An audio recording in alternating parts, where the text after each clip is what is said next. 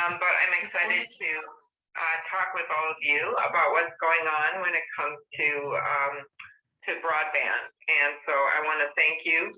I think we finally have a conversation where instead of just admiring the problem, we can talk about the solution. And as you know, the bipartisan legislation, the infrastructure legislation, is going to bring high-speed broadband to every zip code in America and every zip code, most importantly to us, in Minnesota. And I think people would be surprised to know how kind of random it is, which I know you all know, when it comes to coverage. You can literally have coverage in one town and then not in the next town, or coverage in part of a county and then not in another part of a county. And also, it's not there. While there are clearly most of the problems are rural, some of them are in areas not that far even from the Twin Cities. And so that's why it's so important that we get this funding out there. I'll note that in the Senate, this was really bipartisan. It came out of a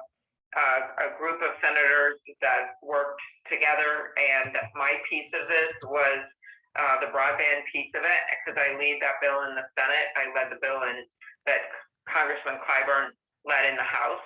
And so I thought it'd be a good moment to talk through what you see as the issues, the way we're going to get the funding out, and how quickly you'd like to get it out. That was a softball. So with me are Katie Malchow, who's the Executive Director of the Chisago Lakes Chamber of Commerce, Commissioner Jared Gopinski, Commissioner from Benton County, Julie Lines, who's the County Administrator in Isanti County, and Mary Magnuson. We've worked with quite a bit, the Broadband Program Administrator at Blandon. I think we all know Blandon, by the way, was way ahead of its time in identifying the problems for rural America and coming up with solutions. So right now we have 42 million Americans who are left out of really participating in our economy or in our schools, or whatever part of one's life is important. Farmers trying to use ag equipment, doctors trying to look at x-rays. And that includes 144,000 Minnesotans, almost all of them rural, living in areas without access to high-speed internet. And I think people used to say, well, you can send an email to your grandma, so that's okay. Well, it's not okay if you're a high school student that has to drive 40 miles from home to a liquor store parking lot to take an online biology quiz. It's not okay if you're a doctor that, yes, you can read the x-rays in the hospital, but if you're at home on a weekend and if someone wants your consult, you have to go to a McDonald's parking lot to read them. And it's not okay when we still have households in Chisago, Isanti, and Benton counties that lack high-speed internet. So I've been involved in this for a while by chairing the bipartisan broadband caucus, and we identified a number of the issues, including the fact that sometimes the money goes out to phone companies and then they don't use it, they never build out. We've got the problem of mapping. Minnesota is actually better at that. We've been held up, an example, at hearings for having a better sense of where the areas are where we need help. So what the bill does is $65 billion for broadband, and it includes funding to build out broadband to reach unserved areas. Some parts of our state are underserved areas, as well as schools, libraries, and healthcare centers. And it makes sure that rural communities will be first in line to access this funding.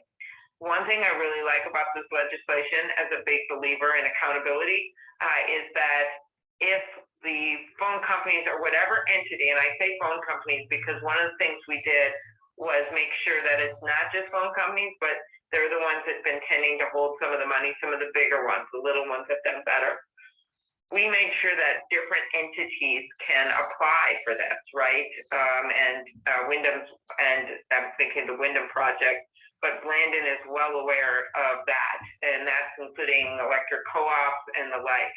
And what there is in the bill is a clawback provision that says if the entities that get this funding and claim they're going to build out don't do it, If they don't do it, we can get the money back. And I spoke with Commerce Secretary Gina Raimondo and the former governor of Rhode Island, who's really good. And she has pledged to me personally that they will use that if the money's not spent and if the broadband's not built.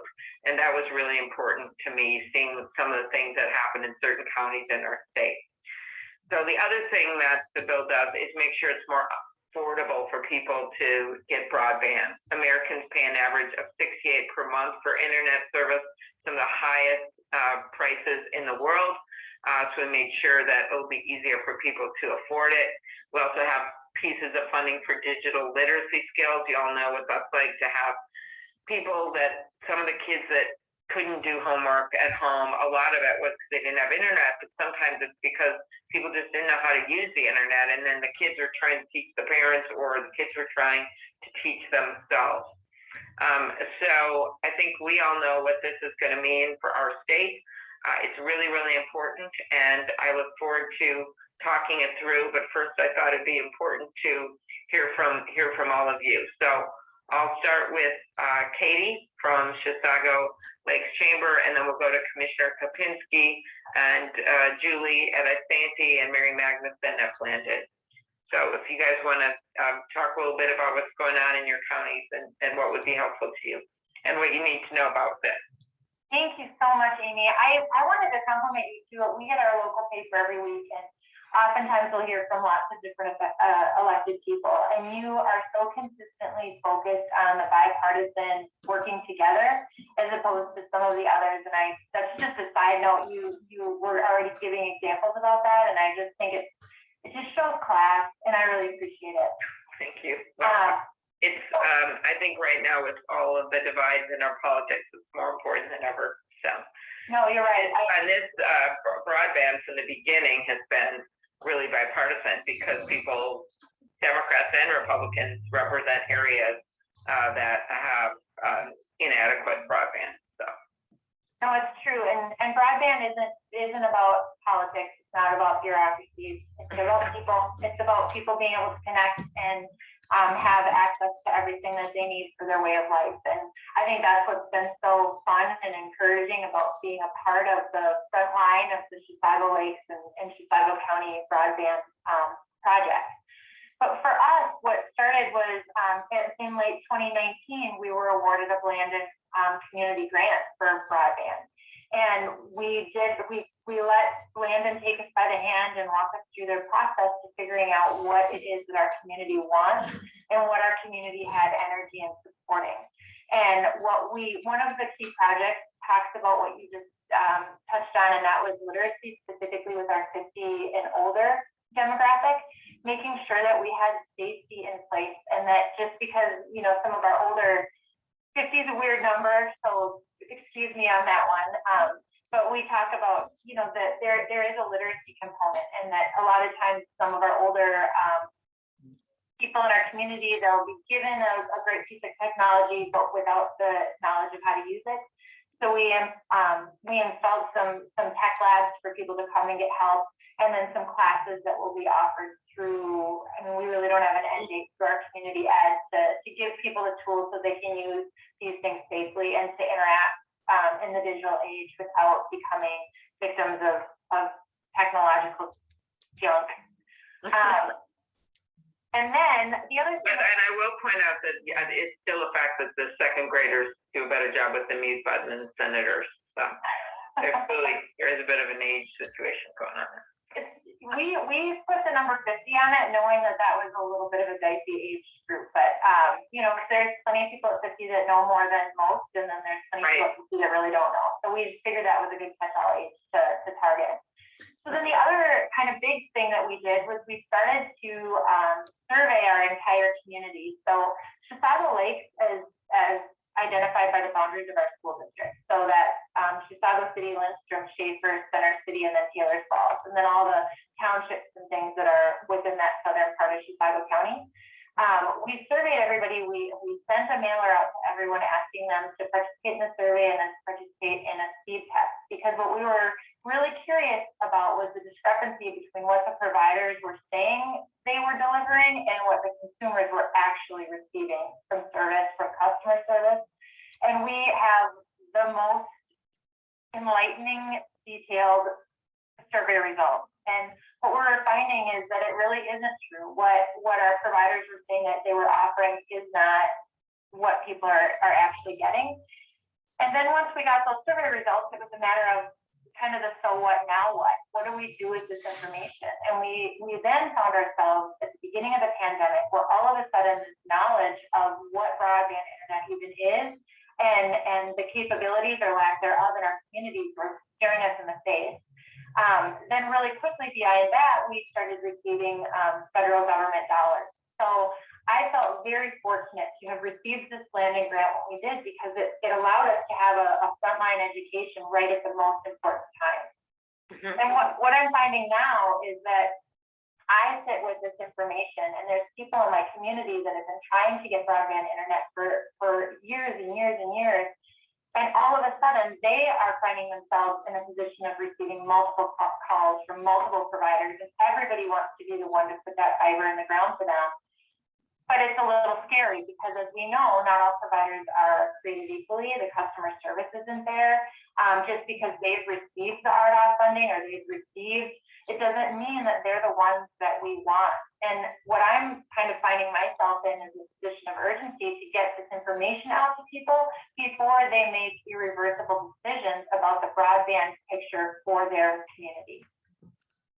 And I say this over and over again, I really truly had no idea at the start of this how deeply I would care about this for my community and for my county and for others in the state and the Midwest and the nation, really. I mean, mm-hmm. This is such important stuff. And yeah, it's just so unfair. You know, if people may want to live in your counties, it's better, they get more space, quality of life, whatever it is.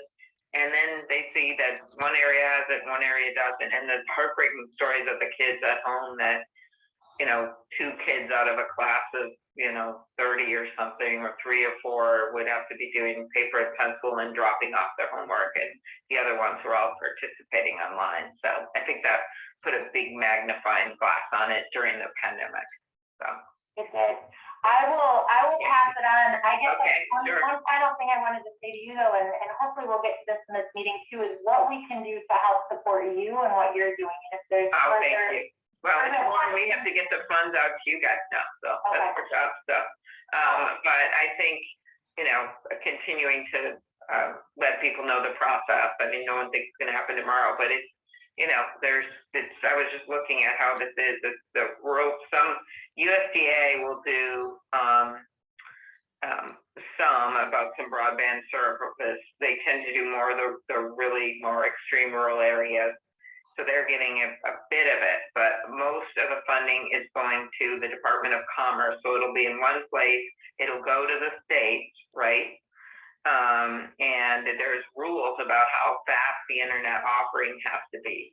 So they can't just do crappy internet and say that's enough. And so that'll be going through the Department of Commerce to the states. And so the money will actually come from the state. So that'll be our federal money. You'll say, thanks, state. And I'll say, wait, it was the federal money. So that's what's happening. And then also that there'll be the FCC part of it will be let me get this straight. The FCC part of it is going to be some of the help for low-income families and the like. So anyway, so that's kind of how they're dividing it. But the big chunk that'll matter most for the areas that aren't built out in, for sure, is commerce and maybe a little through USDA, which we've always had. We've always gotten some of those USDA grants for more the extreme rural areas. So, okay, Commissioner Kabinski. I always like a guy with a lot of vowels in his name. That's right, and it comes from central Minnesota, so a lot of them around here. Well, I thank you for your time, Senator, everybody else joining this call. But I'm a new commissioner in Benton County, almost a year into this, but broadband and technology has been my forte for years. So I've pretty much been in technology my entire career. So championing our broadband committee and being the committee chair has fit right in with me. With that said, we actually started the broadband discussion right at the beginning of my term in January, before all the money started coming and everything like that. Just for the fact that we noticed, and the prior board noticed, that school districts in our area, mainly Sauk Rapids, Rice, Foley School District, we have roughly 600 to 700 hotspots, and that's a big number for our area. So everybody kind of realized that as a major problem. So we started doing figuring out what we can do on bringing broadband to our area. We're working on a connect St. Cloud with Foley, which is our county seat. So we're bringing fiber from there, which is going to connect us to the world right outside of St. Cloud, which everybody knows is central Minnesota's big area. But with that, it allows providers in the Foley area to really expand Benton County, and from basically Highway 23 east and south is a major problem for us.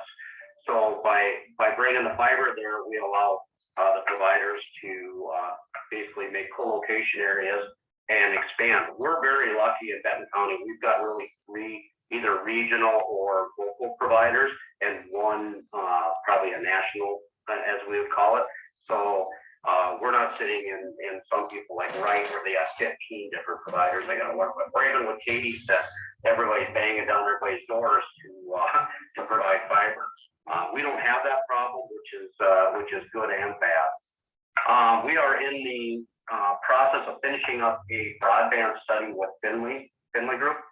And one of the things that we have found through that is we've got roughly 15 to 1,800 homes that are either unserved or underserved. With that, another thing Katie had brought up is not only did we find that they're underserved or unserved, we're finding out, like, predominantly my district is Sauk Rapids. We got a town of roughly 15,000, and I know what I paid for it, 100 up, 100 down on Meg, and I've been doing speed tests on mine, and I'm getting 31 and 11.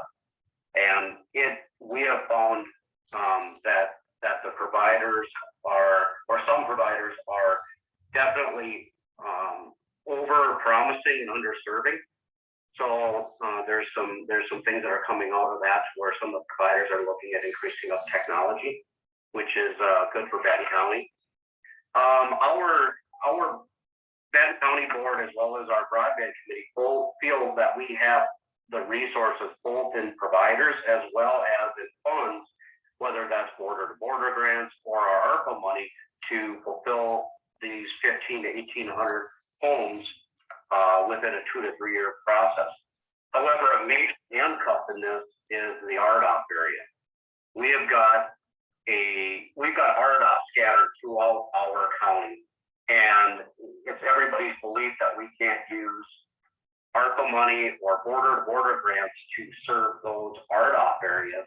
And as you probably know, Senator, the RDOF area with a current provider is a big issue. They've never done fiber to the home. They currently don't have any customers with fiber to the home, and they have our area. So with that being said, there's a real concern that we have all the money to do this, whether it's ARPA or border grant, but with the timing issue that RDOF has to complete and what we have to spend our ARPA money on, we could go where areas are unserved even though the money was there. That's our number one concern on that. Okay. So it's timing, and so I'll have our bosses on the call and Josh from our office, and we'll have them. And I see Katie just wrote on the chat line. See how with it I am, Katie. About the timing thing. I don't know if you have anything you want to add, Boz, on that now, or you want to just look into it for them, or whatever works. Yeah, we can definitely circle back on that today. Okay. I know, just a couple things, just a quick. You guys aren't the only ones having this happen, so. No. Some of it may be a state issue with the timing on that, so we'll have to figure that out. But remember, the federal money hasn't even gone out yet, so. Nope. Yeah. Nope, and what we're looking I at. mean, you're getting federal money. There was we did put 10 billion in at the end of last year in the bipartisan bill during the pandemic. And so some of that is going out now.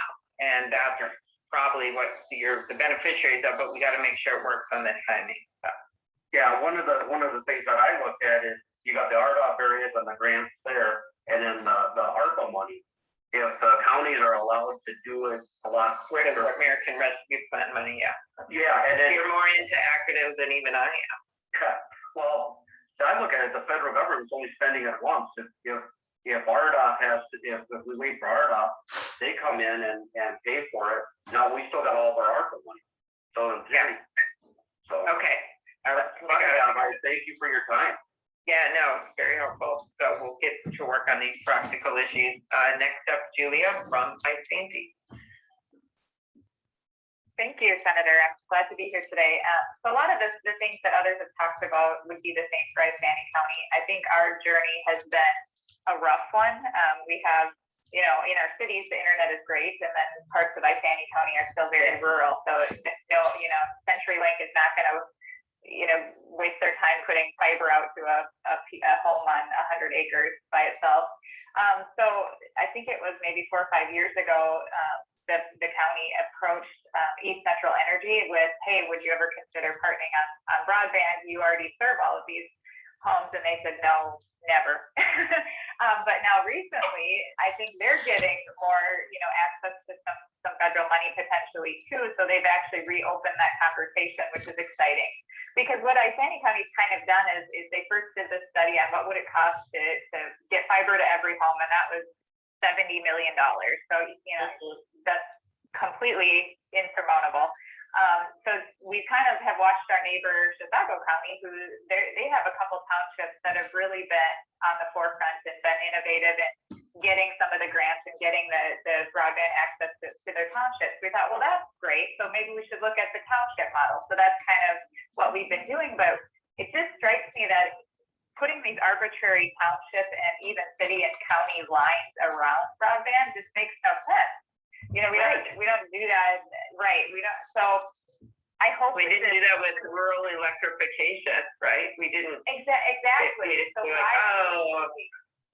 I mean, right. After we got rural electrification off, before that, it was a problem. So, but it still tends to be whole swaths of areas, not just town by town, depending on what company you have. That's what's so nutty about it. Yeah. Exactly. So I'm hoping with this new infrastructure bill coming through that maybe there's some partnership opportunities across county lines and maybe even statewide where we can talk about projects that might make sense to just encompass bigger areas instead of trying to do this little township model, which when you talk to township boards about it, it's very overwhelming to them. I mean, they do roads and that's it. So when you start talking about trying to apply for grants. And I'm also happy to say Midco has also stepped up and is working with our townships to try to partner with them to apply for grants and do something like that. But they're also not going to rural Isanti County. They're helping expand beyond the cities a little bit, which is great. But again, we really don't want to have, those that are really underserved continue to be underserved. So I'm hopeful with this money coming in, we can have more partnership opportunities and think a little bit smarter about how we might want to map this out. Very good. Thank you, Julia. I agree. Mary, last but not least. Well, thank you for having us here today. It's great to hear from more of these East Central communities. We've been working in East Central Minnesota for quite some time. We're just launching two new cohorts of 2 of our programs. One of them is the Blind and Broadband Communities, or BBC program, and the other one is Community Broadband Resources Accelerate. As far as that BBC program, that started back in 2009 with the demonstration community element of our ARA-funded MERC program, Minnesota Intelligent Rural Communities. And Benton County was one of our very first ones, and now we're up to about 54. Katie is in Chisago Lakes Chamber. They're winding up. They're one of 4 communities that are winding up this year. They started in early 2020, and now we have 6 new communities from around the state that are beginning their BBC journey, and one of them is your neighbor, Pine County. Benton County also right now is participating in the Accelerate program, the CDR Accelerate program, and that's a 14-week learning and engagement around stimulating broadband infrastructure investment in their communities. And it's a pretty new program. The first cohort went through last summer, and they all happen to be from the same general area with Pine, Kennebec, and Aiken counties plus Mille Lacs Corporate Ventures. And that program has actually already seen some really good results. Pine and Aiken both received Small Cities Coronavirus Community Development Block Grant Program grants. Aiken for $4.8 million, all for broadband, and Pine $3.8 million, mostly for broadband. And I'll echo what Julia was saying. One of the things we kind of worry about with all this new funding coming through is that Swiss cheese effect, where, you know, providers will be applying for some of this money and, you know, just serving kind of the best areas that are yet available. And then what happens, I mean, it's just, you know, as this all goes, the areas that are left, the areas that lack, are going to be less and less desirable. So that's one of the things that we see that we're kind of keeping an eye on. But, you know, the whole landscape is changing with all this federal money for broadband infrastructure and digital equity coming in. Yeah, we at Lennon are reassessing what our role is and should be going forward. These existing programs have been really successful, we think, and have already helped position our communities to take advantage of these new opportunities. But now that the help is here, now that the help is really so imminent, we're considering how we can adapt our programming to best help rural Minnesota take the very best advantage of these opportunities. It'll probably look quite a bit different, and I can't really say what it's going to look like yet, but we're listening and learning and following on what the rules are for these programs along with everyone else. Right. And we're really hoping that, you know, we're really here to help. And I'll also mention that I think Katie alluded to that, the Minnesota speed test. It's that crowdsourced test where, you know, everyone in Minnesota can log into a website and test what their speed is, you know, what they're getting with their home. And, you know, I'm not going to get all the way into all the how you have to interpret that data that you're getting. But that test was closed for a little while, but now it's back open under RAMS, Range Association of I'm writing this down. Schools. Yeah, ask Gita about that. Yeah. In the middle of Minneapolis. Okay, yeah. Here, will you put it in the chat? Will you put it in the chat, the link? Yeah, I'll find that now and put the link in. But yeah, it's reopened, so it's still collecting data. Range Association of Municipalities and Schools. Right, exactly. Someone who worked for me, Ida Ricavina, for many years, is there now, heading it up. Okay, well, good. So, Mary, as you look at, I guess for everyone, as we look at getting this funding out, we are going to have to, you know, what should be the priorities? You know, what do you think the biggest priorities in Minnesota? Sometimes it's different state by state.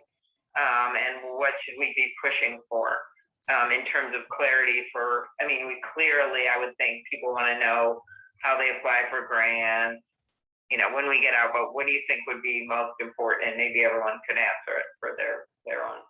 I have 2 thoughts off the top of my head. One is that not all providers are treated equally. And I feel like at this particular moment, there is such a scramble to being the person to lay the fiber in the ground that it doesn't really matter if you have the company build up to be able to support that level or to have that customer service or to be able to offer it affordably.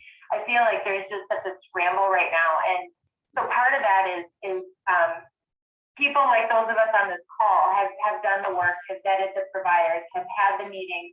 And we know, you could ask any one of us, who would you prefer to work with? And Yeah, I can tell you right now, I know what I'm thinking of, Katie, was at the beginning, this was a nightmare, and I think Mary probably knows this, but back, remember when we got the first funding from when Obama, it's the beginning of Obama, right? It's the downturn, and we get this funding, and for only a few counties. I think like the Wyndham area to finish their build out.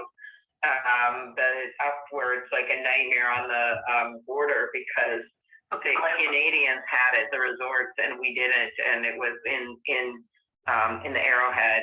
And so anyway, oh my God, the problems with, I think it was Lake County. Yes, they hire someone and it doesn't work out. And I mean, at least you have that. And they finally have gotten it done, but it was all the calls we did, and then everyone got mad at the commissioner. Sorry, commissioner.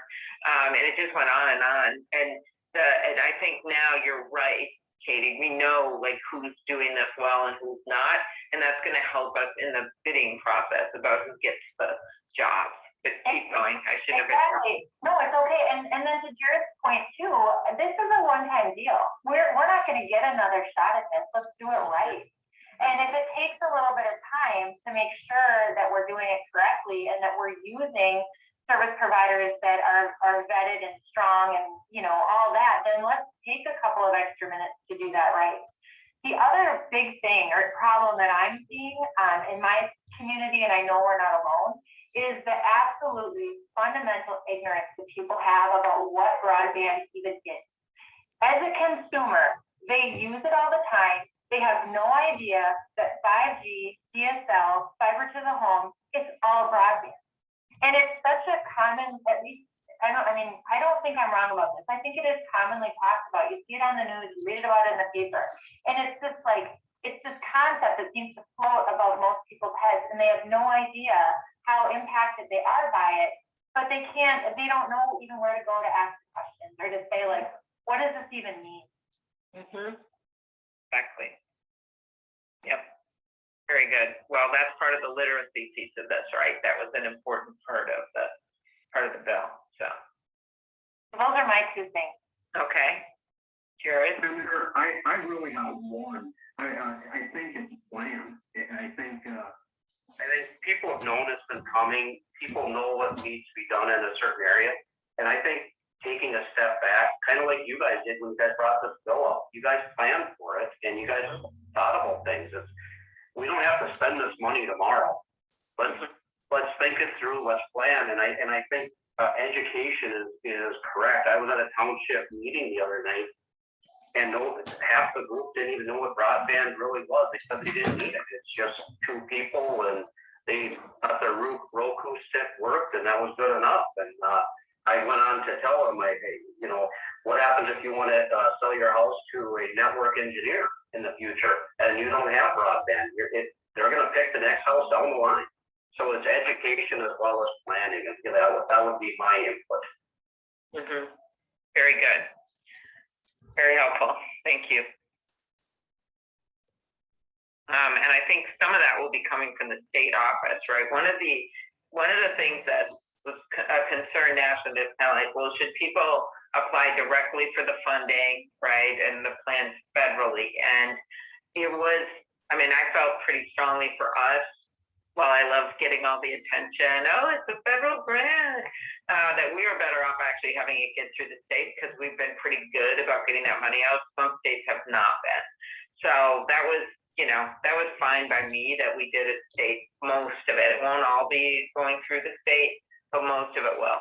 And then that will allow the state, one of the reasons I like it is exactly what you said, because the state is going to know better than some federal administrators about where our real issues are, and they're going to be on the ground figuring out of the state broadband office, or they're going to be able to figure out, oops, this one is actually getting built next year from this thing, so we don't make dumb decisions about how we do it. So I think that's a very valid point. And then the other piece I do feel good about, though, is that the accountability to go to Gina Raimondo, the secretary, and say this money is not, these guys said they build it and they've had it a year, they don't even have a plan, some telephone company, or some, and so that we can then get it back and get another plan. And then the feds would help with that, because in the end it is federal money. Oh, that's right, Jared, the state plan has to be approved before the money comes in. So it does give me some assurance that we'll have a role in making sure it's okay. And it does help in some states that are much less ahead of themselves than we are in terms of, we had some hearings in Commerce, and of course I have my examples that I just used with you guys. We all know there's still problems in our state, and no one thinks it's perfect, but they keep holding our state up as the beacon in Minnesota, these national witnesses, and then I have to like throw out my line about all the, I'm like, oh yeah, very good. So we do have to remember that, in part because of Landon, actually, in part because, you know, we've had a number of different administrations and governors work on it, but it is perceived that at least we got our act together when we get the funding of getting it out, and we have better mapping than some places. And a lot of that's the localities that have come forward with information. So, Julia?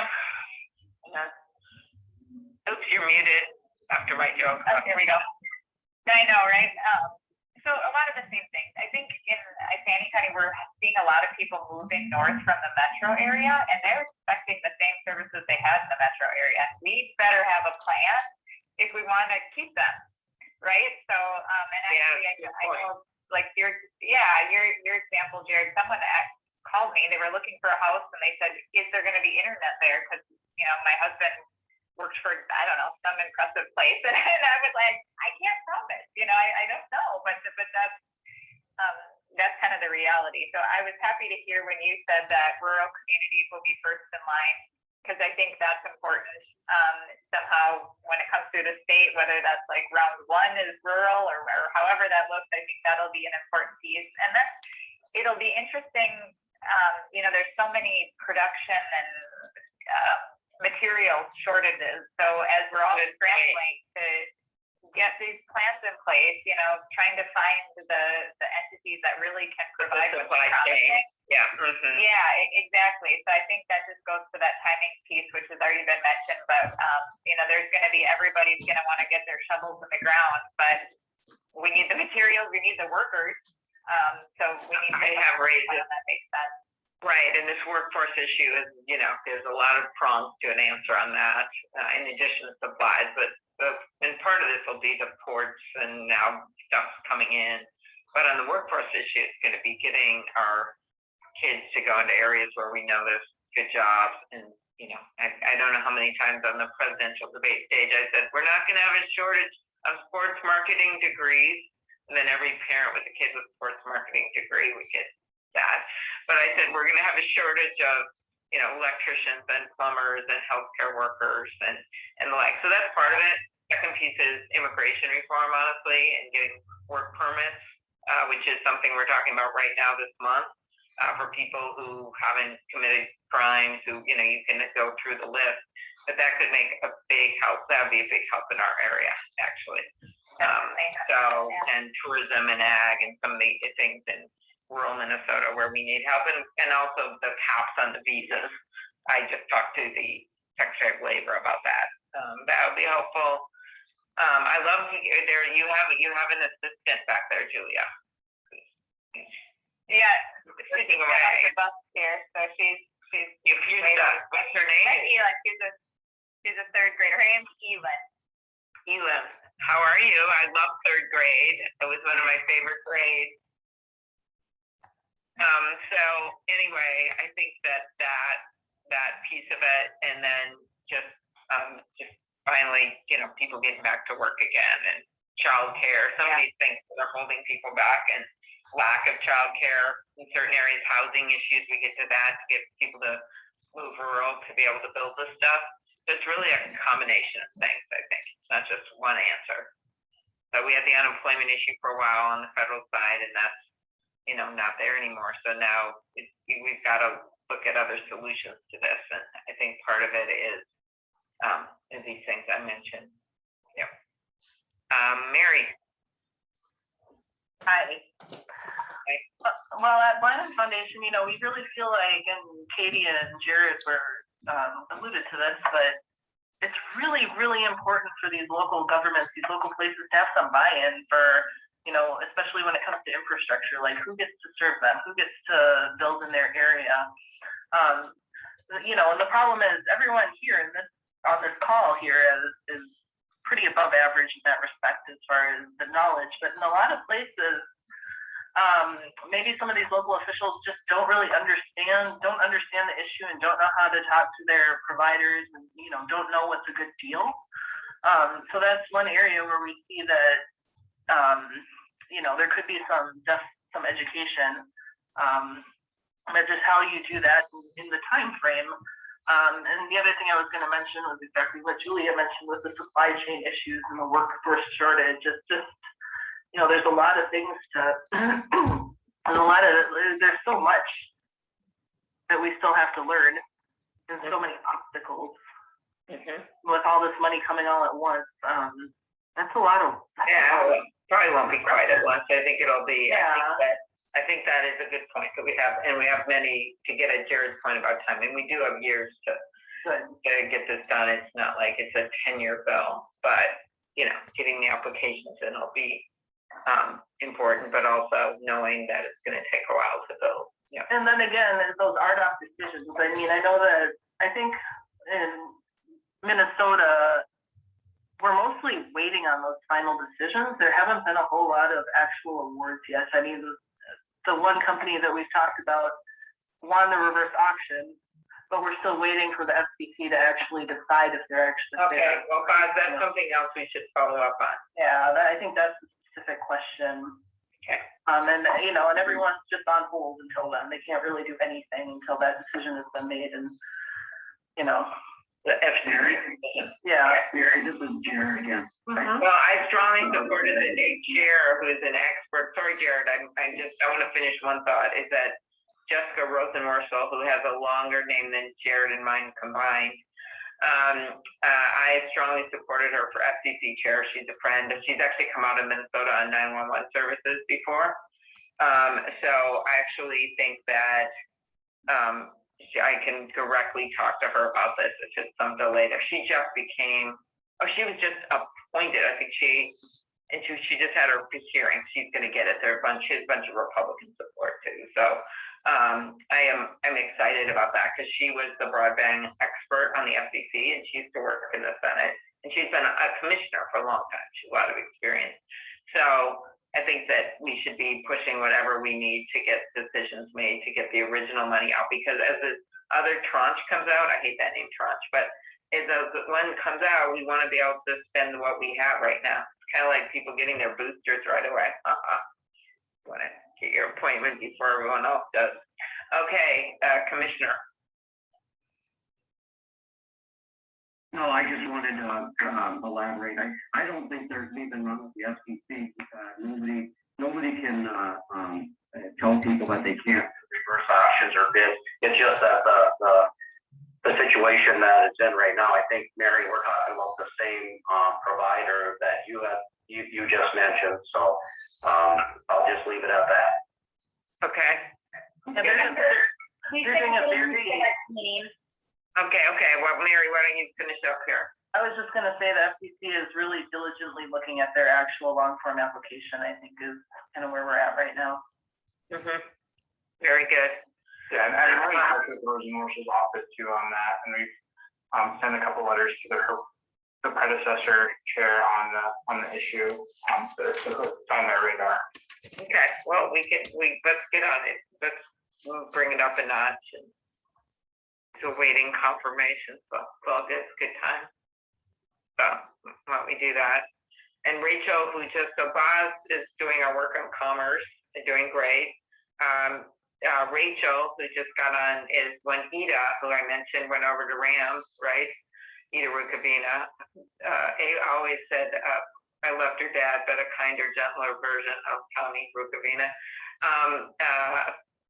Rachel took her job, and she grew up in Grand Marais, right? So has a little, am I right?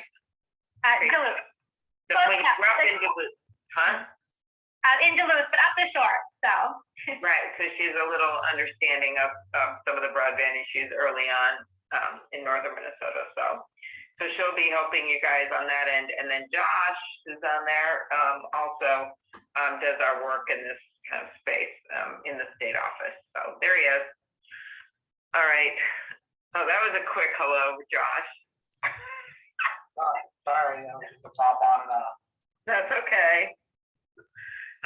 Anyway, Josh used to work at the Twins, so he's kind of cool. All right. Anything more we got? I just would like to reiterate that if at any point in this you need to come back or have more questions, the number of thoughts that came through my mind while we were talking that I didn't share is a lot more than the ones that I did. There's a lot. And I just think we have a lot of. I think our staff could be a big help just because remember this money is coming from. I led the bill. Ramondo's good, and we are very close with her, as well as the FCC. So we should use that to our advantage to, make sure this gets implemented, right? We don't think anyone's trying to do anything bad. It's just like you said, there's going to be a lot of stuff going out, and then we also have to work with the state and make sure that happens. And I think the governor's well aware of this, or his commissioners, but, we want to make sure that we can take full advantage of this because, I spent a lot of time when I go to every county seeing what the phone service is like as well as the internet, and there are all kinds of issues. So one of the funnier things I did early on, I was speaking of central Minnesota. I was near Staples, and I think they fixed some of their phone service problems, but back then it was just extreme. And I took a picture of myself next to a billboard that said, outside of Staples, that said, Verizon connects you to the world. It was a Verizon billboard with my Verizon phone that had no bars. And then when we got to the committee hearing, the CEO was testifying, and I blew up the phone. And then he said, I'll never forget this. Well, some communities don't want the apparatus. They don't want the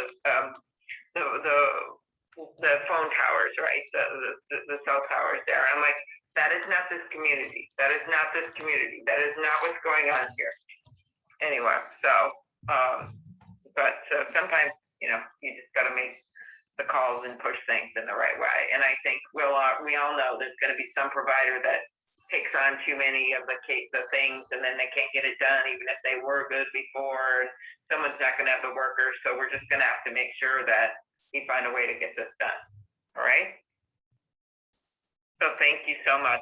This was really informative. And it was the first call I did on this since we got the bill done, where we didn't spend our whole time complaining about what happened. Well, we're getting ready for our next round of complaints, right? But at least we know that there's help is on the way, and we'll find a way to get this done. So thank you, everybody. Thank you for your time. We'll have a happy Thanksgiving. You. Okay. Goodbye.